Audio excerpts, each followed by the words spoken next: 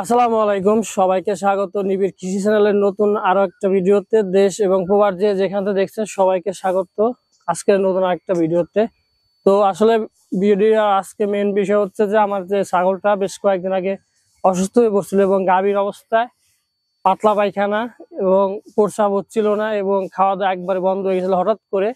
তো এই অবস্থা থেকে আলহামদুলিল্লাহ আজকে একদম সুস্থভাবে ও খাবার দাবার খাচ্ছে সেটা দেখাবো। এবং আসলে গাভীর অবস্থায় যে পাতলা পায়খানা এবং প্রস্রাব না হওয়া হঠাৎ করে এভাবে হওয়ার কারণটা কি বা কি করলে আসলে এর থেকে আপনি সবকিছু আল্লাহর উপর রহম করবে, আল্লাহর রহমত ছাড়া আসলে কোনো কিছু সম্ভব না। তো আমি কি ট্রিটমেন্টটা দিলাম এবং এখন কি অবস্থা আছে সেটা একটু দেখাবো। তো যারা আসলে আমার চ্যানেল নিয়মিত এবং আমার ছাগলের ভিডিওগুলো দেখতে পছন্দ করে তাদের জন্য আসলে এই ভিডিওটা। তো কথা না বাড়াই, তো চলেন ভিডিওটা আমার ছাগলটা দেখে এবং কি অবস্থা আছে সেটা দেখায়। আর এই হচ্ছে আমাদের নতুন মানে অতিথি বাছুর যেটা ছোট, ও আসলে বেশ 2 মাস হয় না আসলে।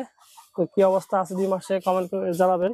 এই হচ্ছে ছাগলটা, আমার যে 2টা বড় ছাগল তার মধ্যে হচ্ছে ছোট ছাগল আর কি। তো ছোট ছাগল হচ্ছে ও কিন্তু 3-4বার বাচ্চা দিছে এইবার দিয়া। এবং মাশাআল্লাহ আল্লাহর রহমতে ও কিন্তু 4বার 3বারই খাসি বাচ্চা দিছে। এবং সবটাকে জিনিস কিন্তু আমি আপনাদের মাঝে মধ্যে দেখানোর চেষ্টা করি। তো দর্শক আসলে আপনারা দেখতে পাচ্ছেন যে ও কিন্তু ঠিকঠাক খাচ্ছিল, কিন্তু 3-4 দিন আগেও কিন্তু প্রস্রাবের সমস্যা, পায়খানাতে সমস্যা এবং খাওয়া দাওয়া একবারে বন্ধ। মানে আগের দিন হচ্ছে আপনার ঘরে উঠাইছি একদম সুস্থ সবল, কিন্তু হচ্ছে আপনার পরের দিন একদম ভোরবেলা একটু শীতের, এখন তো শীতের সিজন, তো আসলে সকালবেলা একদম আপনারা স্ক্রিনে দেখতে পাচ্ছেন যে কি অবস্থা ছিল। পাতলা পায়খানা, প্রস্রাব হচ্ছিল না, প্রস্রাব চেষ্টা করতেছিল কিন্তু প্রস্রাব হচ্ছিল, অল্প অল্প প্রস্রাব হইতেছিল আর কি। এবং খাওয়া দাওয়া বন্ধ। তো গাভীন অবস্থায় ও হচ্ছে 20 দিনের মতন গাভীন অবস্থায় আছে।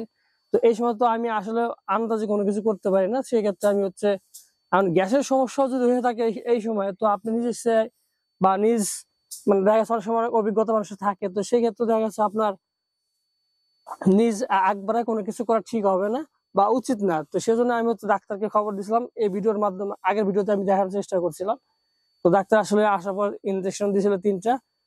তো আলহামদুলিল্লাহ এখনো ঠিকঠাক আছে। তো একটু শরীরটা একটু এমনিতেই বাচ্চা দিছে একটু কাবু ছিল, আর একটু শরীরটা দুর্বল হয়ে গেছে। তো আসলে এখন ভালো খাবার খাচ্ছে, মানে পুরোদমে এখন খাবার খাইতেছে। তো দোয়া করবেন যেন সবসময় ঠিকঠাক থাকে। আসলে ছাগল কিন্তু আমাদের মতো গরিব মানুষের জন্য একটা খুবই উপকারী জিনিস।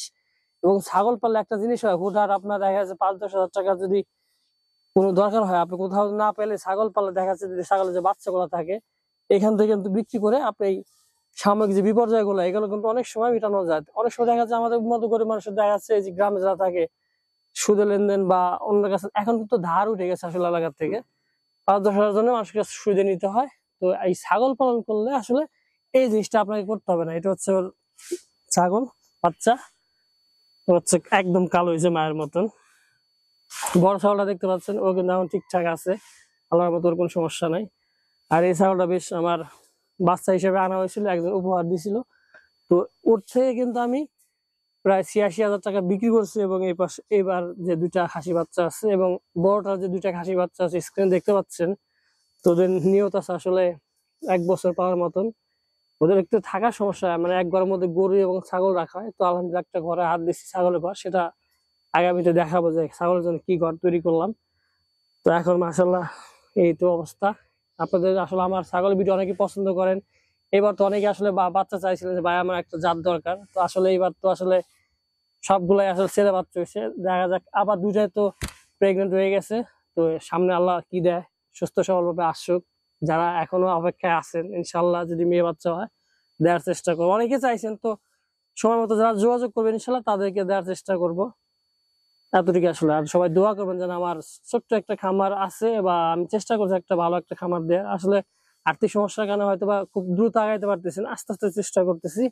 তো ইনশাল্লাহ একদিন হয়তো বা ভালো একটা জায়গায় যাবো। আমার জন্য দোয়া করবেন সবসময়। এবং এই আর কি, সবাই ভালো থাকবেন। আসসালামু আলাইকুম।